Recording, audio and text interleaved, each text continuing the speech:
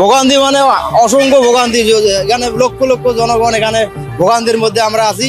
আমরা শুনতেছি যে ছাত্ররা নাকি পরীক্ষার জন্য নাকি আন্দোলন করতেছে। এখন সঠিক খবর ওখানে গেলে, কিন্তু আমরা যে জনগণ ভোগান্তির মধ্যে আছি সেই ভোগান্তিটা তো দূর করা লাগবে নাকি।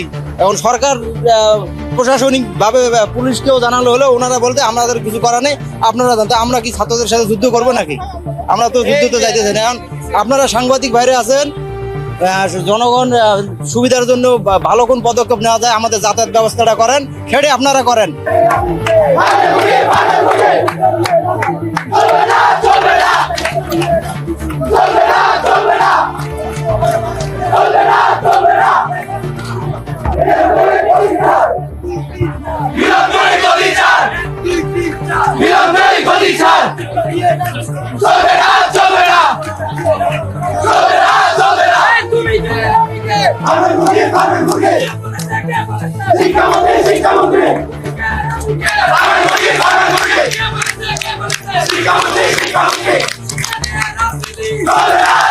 আমার দাবি একটাই, মিলন স্যারের পদত্যাগ।